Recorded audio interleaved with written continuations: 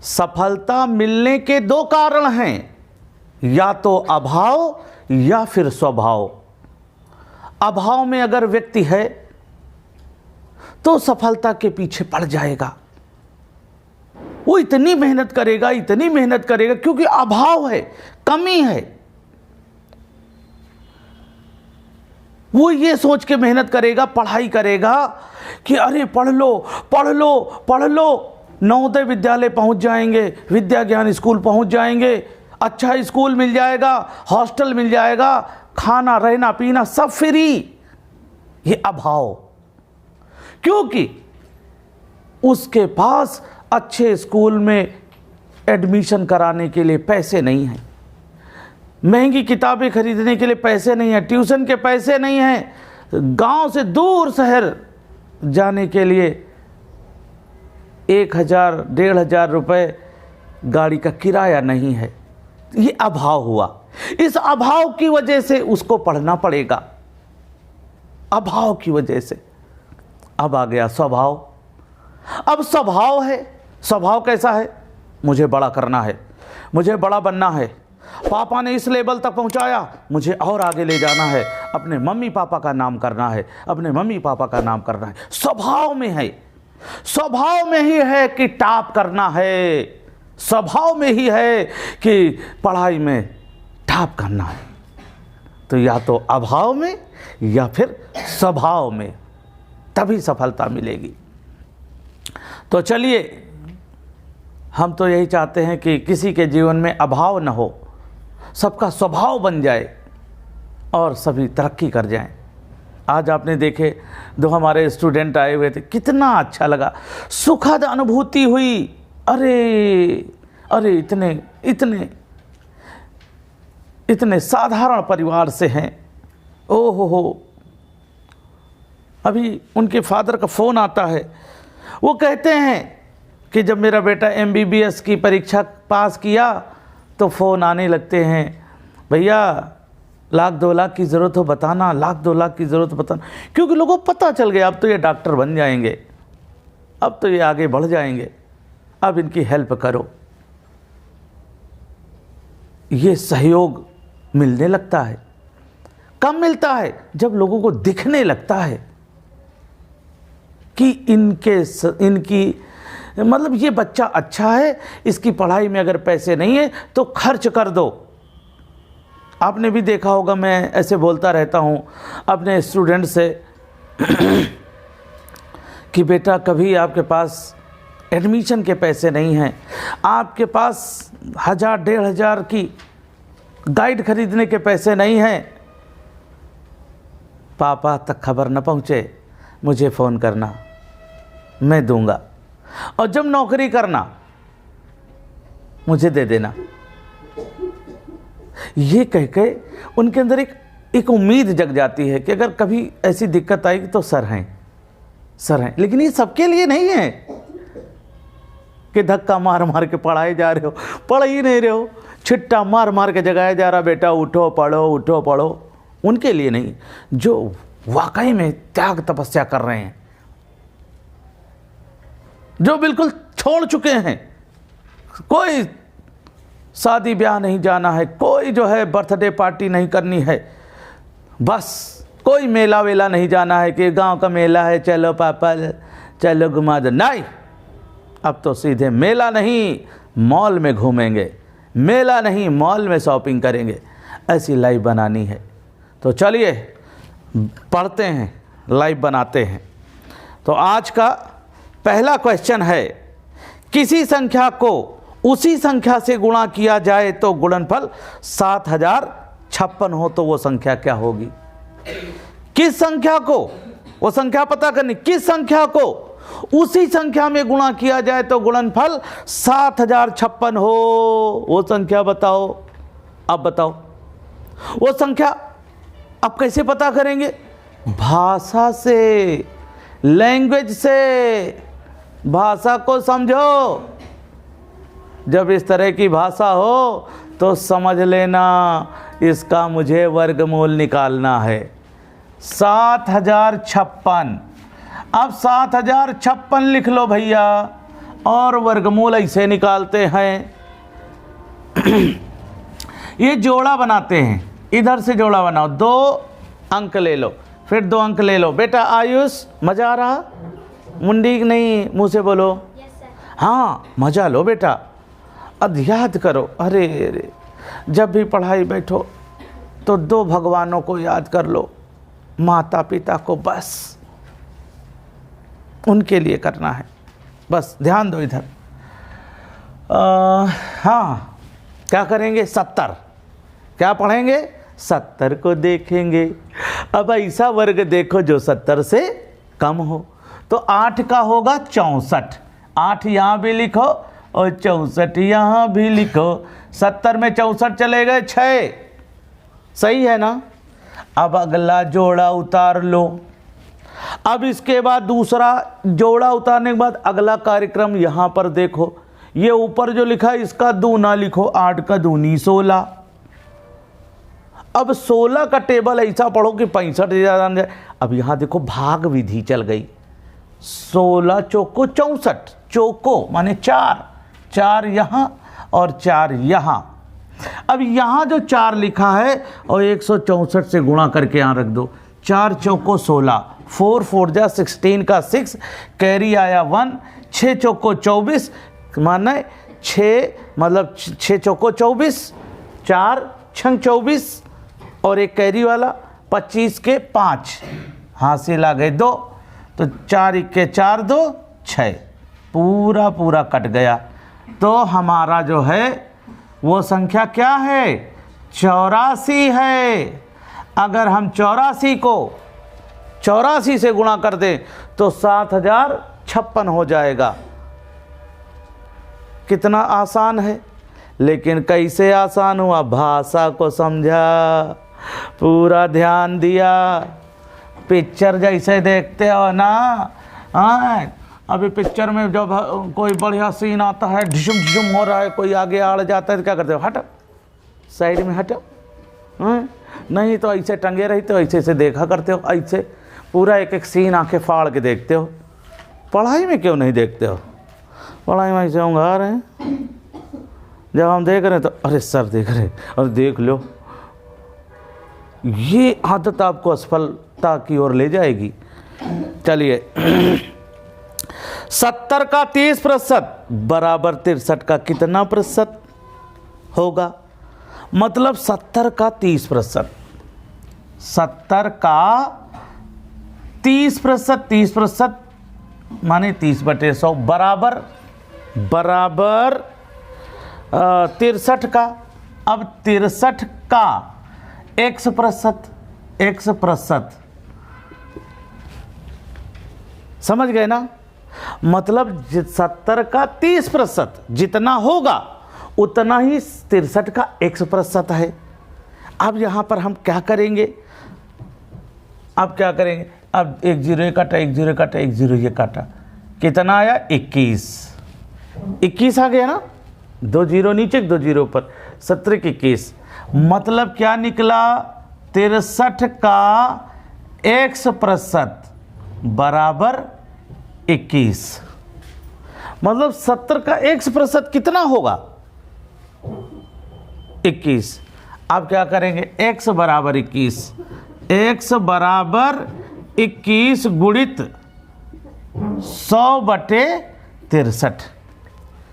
x बराबर 21, ये पक्षांतर कर लिया। x बराबर 21 ये वाला इधर ले आते हैं, फिर गुणित लिखते हैं और 100 नीचे है ऊपर और 63 नीचे। अब 21 इक्के 21, 21 × 63 और ये 100/3 आ गया। क्या आ गया? 100/3। अब इसे संयुक्त भिन्न में बदल लो। 3 इक्के 3, 3 त्रिक 9, बचा 1 हो गए 10, 3 त्रिक 9 और ऊपर अंश में 1 जो बच गया वो, और ये प्रतिशत। यही आपका आंसर आ गया। मतलब 63 का 33 से 1/3% 21 होगा। अब इस तरह से समझो, यहाँ लैंग्वेज क्या कह रही है? 70 का 30% बराबर का मतलब 70 का 30% जितना आया है, 63 का कितना प्रतिशत 21 होगा? 70 का कितना प्रतिशत, बराबर 21 होगा। ऐसे लगा लेते हैं। तो बहुत ही मन से देखना होता है, समझना होता है, एक मन बनाना पड़ता है कि मुझे आज पढ़ना है। अगला क्वेश्चन देख लो। 1 रुपए में 12 केले खरीद कर 10 की दर से बेचा जाए तो कितने प्रतिशत लाभ होगा। 1 रुपए में आप 12 केला खरीद के लाए हो। मान लो आपकी, अब हम ये कहें आपकी ठेलिया है, ये कहेंगे तो अच्छा सर जी ठेलिया, एक तरफ डीएम और एसडीएम बनाने का ख्वाब दिखाते हो और बता रहे ठेलिया है। मतलब मान लो तुम्हारी नहीं, माने ठेले वाले जो दुकान लगाए हैं, तो 1 रुपए 12 केला खरीद के लाए, मंडी से आए 1 रुपए की 12 के भाव से खरीद के लाए और 1 रुपया के 10 के भाव से बेचा, तो 2 केला बचे कि नहीं बचे? बचे ना। आप चाहे छील के खा जाएं या बेच दें 2 केला, तो वो जो पैसा उसका मिला वो लाभ हुआ कि नहीं हुआ? लाभ हो रहा कि नहीं हो रहा? तो कितने का लाभ हो रहा? 12 में 10 घटा दो बराबर 2 केले का लाभ, 2 केले का लाभ। अब प्रतिशत लाभ पूछा जा रहा। अब 100 गुणित लाभ बटे, यहां विक्रय मूल्य में लाभ होता है, विक्रय वस्तु में। किस में लाभ होता है? विक्रय वस्तु में। कितने में बेचा? 10 के भाव से बेचा, 10 के भाव से बेचा, क्यों वस्तु है ना, तो विक्रय वस्तु में लाभ होगा। तो यहां 10 लिखेंगे। 1 रुपए में 12 केले खरीद कर, 12 लिख देना, खरीद कर, रुपया थोड़ी है, यह वस्तु है, वस्तु में उल्टा कर दो। समझो, थोड़ा कभी कभी हंस भी लिया करो। ऐसा बैठे हैं जैसे कि लग रहा कि थोड़ा कभी कभी हंस भी लिया करो। 20% लाभ। हाँ साहिल भैया ऐसे दुखी बैठे जैसे देखुआए रहे हो बिहार के लिए, पता चला मना कर दी कि लड़का भैया पसंद नहीं है, लड़का बेरोजगार है, अबे कुछ करत धरत नहीं है, ऐसे दुखी बैठे हैं। तो समझ में आया ना। अब क्या करें, अगर हम ये बात ना बोलते तो साहिल इतने माने देख रहे कितना खुश हैं, दोनों कान तक हंस रहे हैं क्योंकि नाम ले लिया गया इनका। चलिए अगला क्वेश्चन देखते हैं। किसी शहर की आबादी 10 वर्ष में 4000 से बढ़कर 7500 हो गई, आबादी कितने प्रतिशत बढ़ी? 7500 हो गई। 4000 थी भैया, 4000 थी और कितनी बढ़ गई ये देखना है। 3500 आबादी बढ़ गई। 3700 लिख दिया, गलती हो गई हमसे। 3500 बढ़ गई। इनके शादी की बात करके हम भी खूब खुश हो गए। ध्यान भंग की सजा है यहाँ पर। तो ये 3500 बढ़ी ना, तो यहाँ पूछा जा रहा कितने प्रतिशत बढ़ी, तो यहाँ चूंकि वाली भाषा भी लगा लो। चूंकि 4000 में वृद्धि बराबर 3500 की, इसलिए 100 में वृद्धि बराबर। अब कुछ यहाँ गलती कर बैठते हैं, कहो लिखते हैं 7500 में वृद्धि। यहाँ समझदारी दिखानी है। अब ये भाषा में बोलता हूँ, ये चूंकि का चिन्ह है, सीधे चले जाओ, जो मिले ऊपर, बैक गियर डालो, जो मिले वो नीचे, और इसलिए के पास जो है वो ऊपर 100। अब देखो 2-3 जीरो नीचे के, और भैया ये 2 जीरो 1 जीरो इधर का, ऐसे काट लो। 3 जीरो ऊपर के देखो हो गए, 3 जीरो नीचे। अब 2 दूनी 4, 2 इक्के 2 और 2 सत्ते 14, 2 पंची 10, 175/2 आ गया। अब 175/2 इसको दशमलव में बदलो, 2 8 16, बचे 1 हो गए 15, 2 सत्ते 14, बचा 1 लगाए दशमलव, हो गए 10, 2 पंची 10। आंसर आ गया 87.5% की वृद्धि हो गई। 87.5% की वृद्धि हो गई। बहुत ही समझदारी के साथ करना पड़ेगा। सावधानी हटी दुर्घटना घटी। अब देखो हम भी 3500 को 3700 लिख गए। यही तो सावधानी की ज़रूरत है, लेकिन ये कहाँ से ध्यान भंग हुआ? इनकी तरफ हमारा ध्यान गया। कुछ पीछे जो है आवाज़ कर रहे हैं, विशेष प्रकार की धुन निकाल रहे हैं। तो इस वजह से ध्यान भंग हो जाता है। चलते हैं अगले क्वेश्चन को देखते हैं। 7 मीटर, 6 डेसीमीटर, 8 सेंटीमीटर, 4 मिलीमीटर में कितने सेंटीमीटर होंगे? अब सेंटीमीटर सबके बनाने हैं। 7 मीटर है, 7 लिख लो। फिर सेंटीमीटर तक जाना है मीटर के बाद डेसीमीटर, फिर सेंटीमीटर। 7 हाँ सेंटीमीटर। और यहाँ हम देख रहे हैं मिलीमीटर भी दिया गया है, तो मिलीमीटर तक जाओ अभी, ठीक है, क्योंकि मिलीमीटर तक बनाना है। 7 मीटर, डेसीमीटर, सेंटीमीटर के 0, मिलीमीटर। अब 6 डेसीमीटर है, तो डेसीमीटर के नीचे ये लिखा और ये सेंटीमीटर, ये मिलीमीटर। अब 8 सेंटीमीटर है, 8 सेंटीमीटर और ये मिलीमीटर। फिर 4 मिलीमीटर, तो 4 मिलीमीटर के नीचे 4। अब जोड़ लो, 4, 8, 6 और 7, ये क्या हो गए? मिलीमीटर। मिलीमीटर हो गए। और बनाना क्या है? सेंटीमीटर। बनाना क्या है? सेंटीमीटर। अब सेंटीमीटर, तो सेंटीमीटर का 1 लिख दो। सेंटीमीटर के बाद होता है मिलीमीटर का 0 लिख दो। सेंटीमीटर बनाना है ना, और ये मिलीमीटर तक हम गए हैं ना, क्योंकि पूछ रहा ना 4 मिलीमीटर, तो मिलीमीटर तक जाएंगे। अब 1 सेंटीमीटर है, सेंटीमीटर बदलना, तो 1 सेंटीमीटर और बाद में मिलीमीटर वाला 0, माने 1 सेंटी, माने ये क्या बना लिए? सेंटीमीटर बनाना है ना, तो सेंटीमीटर और यहाँ पर ये मिलीमीटर का 0, मतलब 1 सेंटीमीटर बराबर कितने मिलीलीटर? माने 10। अब इसे 10 से भाग दे दो, 1 0 है, 1 अंक बाद दशमलव लग जाएगा।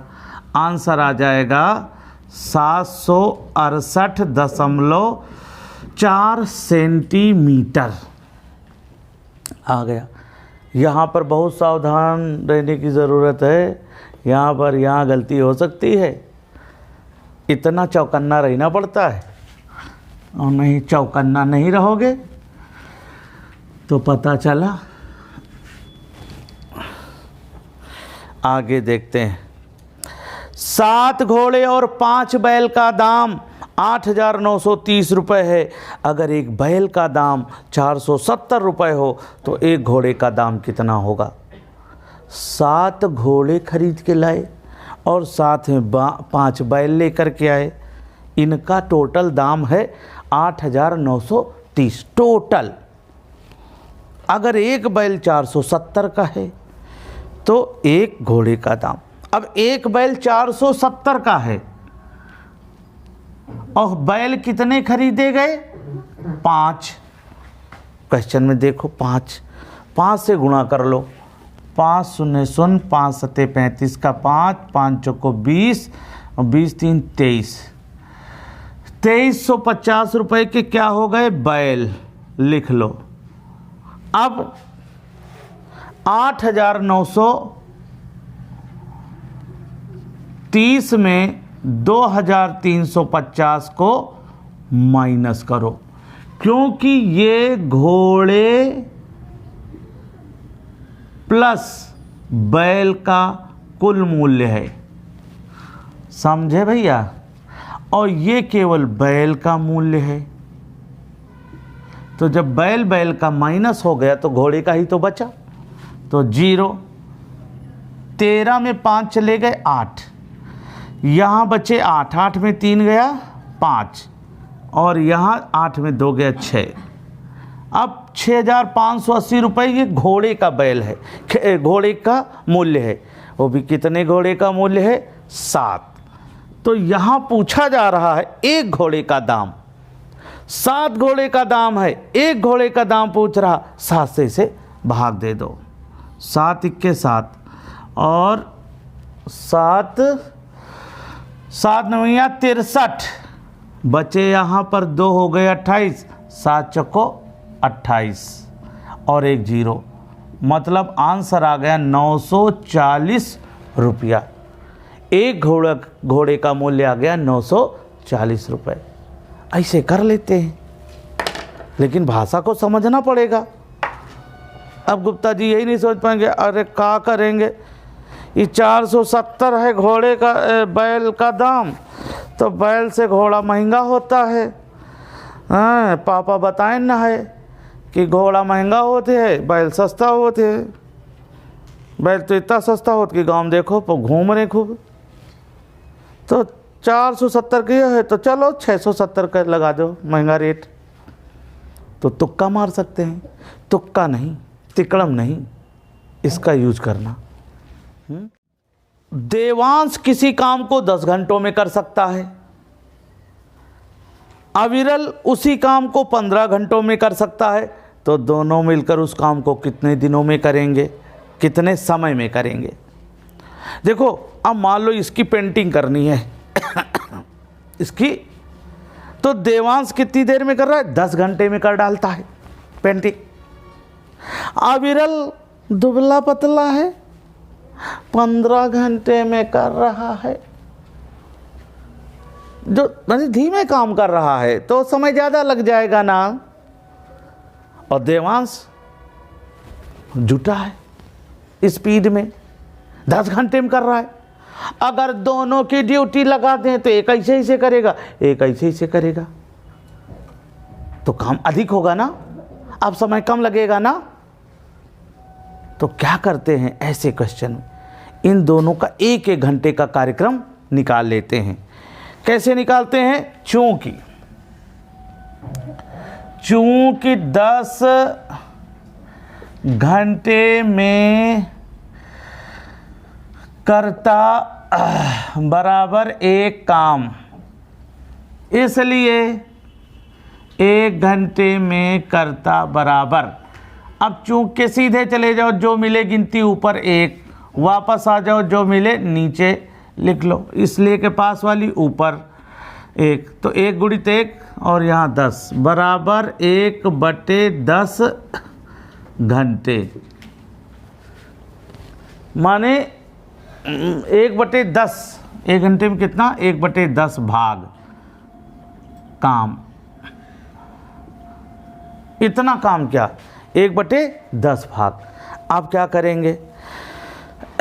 अब अविरल का देख लो, चूंकि 15 घंटे में करता बराबर एक काम, एक काम माने पूरा काम, इसलिए 1 घंटे में करता बराबर।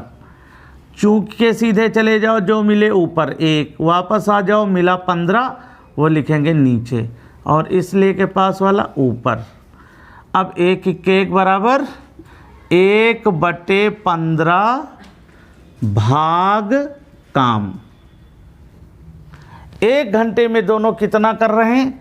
1/10 और धन 1/15, 1/10 भाग काम कर रहे हैं। ये 1/15 माने 10 टुकड़ों में 1 टुकड़ा।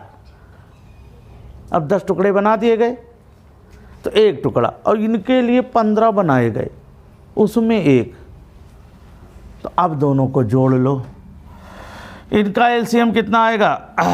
30, क्योंकि 15 बड़ी है, 10 से कट नहीं रहा तो दूना करो 30, 10 से 30। तो अब लघुत्तम को हर से भाग दो, 10 से 30, 3 इक्के 3 धन, 15 दूना 30, 2 इक्के 2, जोड़ लो, 3 2 5, 5 बटे 30। अब काट लो, कट रहा, 5 इक्के 5, 5 छक्के 30, आया 1 बटे 6 भाग काम। दोनों मिलकर के कितना काम कर रहे हैं? 1 बटे 6 भाग, 1 बटे 6 भाग। अब भाषा ये बन जाएगी, चूंकि 1 बटे 6 भाग करते बराबर 1 घंटे में, 1 बटे 6 भाग 1 ही घंटे में कर रहे हैं ना दोनों मिलकर के, इसलिए पूरा भाग, पूरा माने 1 भाग करते बराबर। अब चूक के सीधे चले जाओ, जो मिले ऊपर, वापस आ जाओ 1 बटे 6, बटे के नीचे दोबारा बटे लिख नहीं सकते हो, तो ये 6 कहाँ चला जाएगा? ऊपर, और ये 1 कहाँ चला जाएगा? यहाँ। अब ये काट लो, ये सब कट जाएगा, 6 के 6, आंसर बराबर 6 घंटे में। दोनों कितनी देर में कर रहे हैं? 6 घंटे में। अभी 10 घंटे में कर रहे थे, वो 15 घंटे में कर रहे, दोनों लगा दिए गए तो न 10 रहा न 15 रहा, सीधे 6 घंटे में कर डालेंगे। तो इनको, भाषा को जब समझ लेते हो तो ये सब चीज़ें क्या हो जाती हैं? आसान हो जाती हैं, समझना सरल हो जाता है। तो अब इनके लिए क्या है? प्रैक्टिस करनी पड़ेगी। कर लो, किसी को 1 बार में आ जाएगा, किसी को 2 बार में,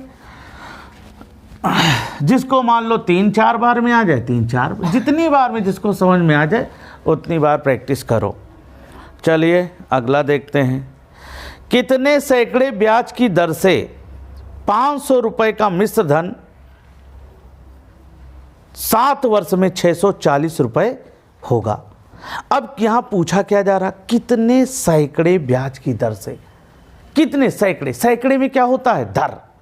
क्या पूछी जा रही? दर। तो यहां हमें दर का सूत्र लगाना है। दर का सूत्र क्या होता है? 100 गुणित ब्याज। ब्याज कितना है?